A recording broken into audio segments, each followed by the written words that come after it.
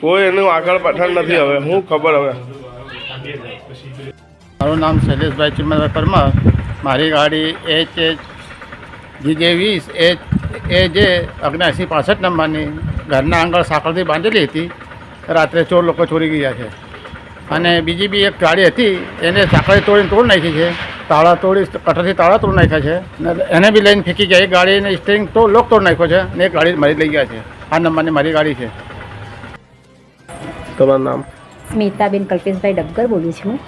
હું કામ માટે બહાર ગઈ હતી તો મારા સાસુએ સવારે ઉઠ્યા ને દરવાજો મારો તોડેલો દેખ્યો ને તો મમ્મી ઘરમાં આવીને દેખ્યું કે આ તો બધું તોડફોડ કરીને ઘરમાંથી બધું લઈ ગયા છે. એટલે તરત એમનો ફોન આવ્યો મારા ઉપર.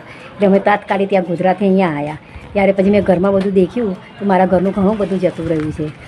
મારા સાસુ અમારો દોરો રકમો ગઈ, છડા ગયા, સિલ્લક ગઈ, ગલ્લા ગયા, ખાસું મારા ઘરનું ગયું છે. કેટલા પૈસા બેન રોકડા હતા? રોકડા 35 જેવા હતા. 35,000 જેવા. અને બીજું શું હતું? ગલ્લા મારી છોકરીનો જન્મથી છોકરી હતી, અત્યારે 17 વર્ષની છે. ત્યારથી સુધીમાં ગલ્લામાં પૈસા નાખીને ભેગા કર્યા હતા. એમાં કેટલા અંદાજ હશે બેન? હશે 40-50 ઉપર હશે મારા બેબીના ગલ્લા. અને બીજા કોણ હતા? એમાં છોકરાનો બી ગલ્લો હતો અને 10 ઉપરનો હતો, 10,000 ઉપરનો હતો. અને દાગીનામાં શું હતું? એક 1.25 તોલાની ચેન હતી, પાછી બુટ્ટી હતી ને 200 ગ્રામના છોડા હતા. નામ આશિકાબેન છે. હા બેન, શું થયું સવારમાં? તમે સવારમાં 7 વાગે મેં ઉઠી તો એમનો દરવાજો ખુલ્લો હતો. પછી મેં દેખવા માંડી. મેં કીધું શું થયું? પછી આ ભાઈને પૂછ્યું અહીં આવ્યા કે આ બેન? તો ભાઈ કે ના તા દેખાતા નથી કોઈ. પછી અમે બહારથી બોમ્બ પાડી તો દેખાયા ને કોઈ દેખાયું જ નહીં.